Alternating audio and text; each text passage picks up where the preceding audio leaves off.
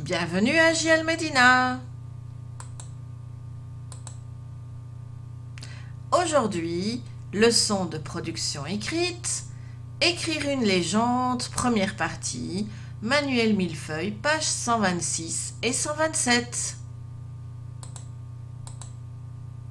Bonjour mes chers élèves, comment allez-vous? Bienvenue dans la classe de la maîtresse Nathalie. Alors, aujourd'hui dans notre leçon, nous avons un objectif d'apprentissage qui est le suivant. Nous allons apprendre à écrire une légende, un commentaire d'une illustration. Donc, pour situer la leçon, dans notre unité, nous voyons le genre littéraire, les documentaires sur l'environnement.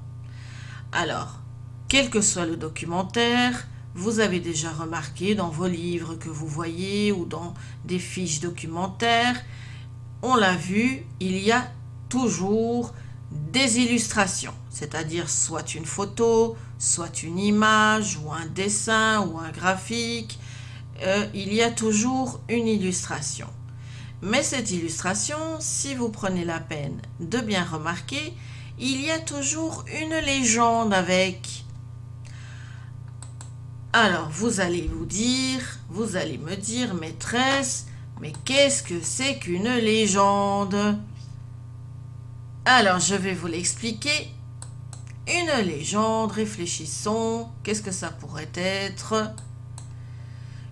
C'est un texte court qui accompagne une photographie, une image, un dessin, un graphique. Voilà tout simplement.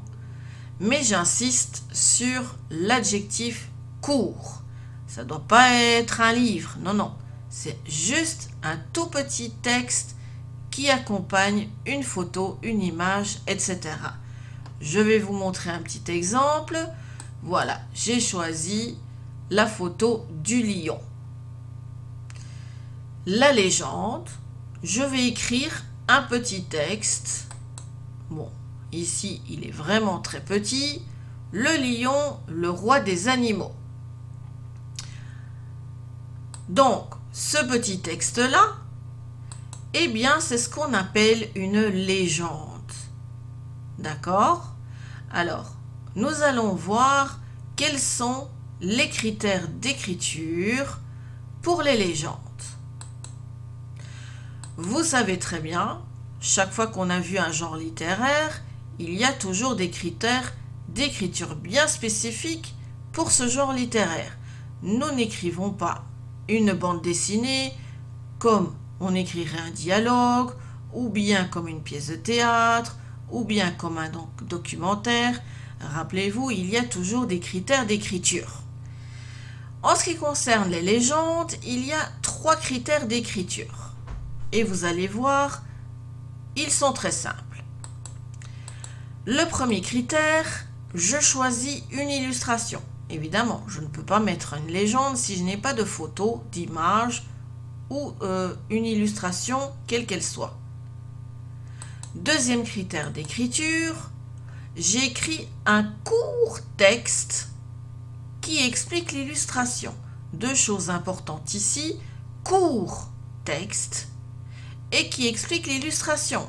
Évidemment, avec la photo des lions, je ne vais pas mettre un texte qui parle d'un plat de spaghettis. C'est sûr que ça n'a rien à voir.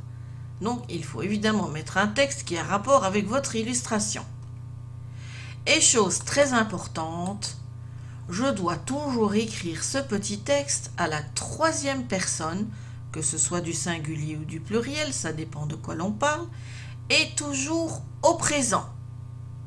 Voici donc ces critères d'écriture pour pouvoir écrire une légende. Bien, on va faire ensemble un petit modèle et ensuite vous allez faire ça tout seul. Voilà, j'ai choisi une photographie. Elle se trouve dans votre manuel et vous allez apercevoir à côté de cette photographie dans votre manuel un petit tableau. Ce petit tableau reprend des informations concernant cette photographie. Donc, où cela se passe à Paris, De qui on parle? Des habitants de Paris. Quoi? De quoi on parle? Ils se partagent un jardin qui appartient à la mairie. Pourquoi faire? Pour produire des légumes et des fruits. Et quand cela se passe-t-il? En début 2007. Voilà, nous avons les informations. Maintenant, nous allons essayer ensemble d'écrire la légende de cette photographie. Tout d'abord, je dois réfléchir à une chose primordiale. Où vais-je placer cette légende? Je pourrais la placer en haut de la photographie, je pourrais la placer à droite, je pourrais la placer en bas, ou je pourrais la placer à gauche. Ça n'a aucune importance du moment qu'elle soit à côté de l'illustration.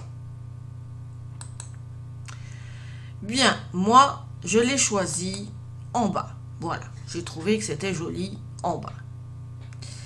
J'ai réuni toutes les informations qu'on m'avait données dans le tableau et j'en ai fait un court texte, le voici. Début 2007, des habitants de Paris se partagent un jardin qui appartient à la mairie pour produire des légumes et des fruits. Alors, je vais voir si j'ai fait ça correctement et si j'ai bien respecté les critères d'écriture. Le premier critère, rappelez-vous, je choisis une illustration. Effectivement, j'ai bien choisi une jolie photo. Ça, c'est fait. Deuxième critère d'écriture, on m'avait demandé d'écrire un court texte qui explique l'illustration. Tout à fait, j'ai écrit un petit texte, pas trop long, et qui parle bien de l'illustration en question. Ça, c'est fait aussi. Troisième critère qu'on m'avait demandé, je devais écrire à la troisième personne, singulier ou pluriel, et toujours au présent. Tout à fait aussi, j'ai respecté ce critère, j'ai écrit à la troisième personne du pluriel et j'ai accordé mes verbes, j'ai conjugué mes verbes plutôt au présent. Donc ça y est, j'ai fait ça correctement. Bien, maintenant c'est à votre tour.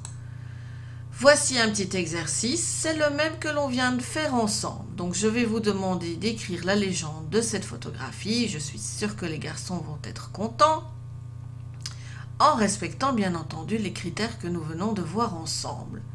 Et pour vous aider, faites comme l'exercice précédent, remplissez ce tableau-là avec des informations de votre choix, court. Attention, c'est bien de respecter les critères d'écriture pour faire la légende, mais il ne faut pas oublier toutes nos règles, les majuscules, les points, les accords dans les verbes, les accords dans les groupes nominaux, etc. Et ensuite, donc vous choisissez l'endroit où vous voulez écrire votre légende, vous rassemblez ces informations de votre choix, et vous me faites une petite légende. Voilà, je vous félicite, vous avez bien écouté ma leçon. On se retrouve demain pour la correction de votre premier jet. Et également, je vous donnerai une vidéo qui refera un petit bilan de toutes les leçons que nous avons vues cette semaine avant de passer aux exercices d'application la semaine prochaine. À très bientôt.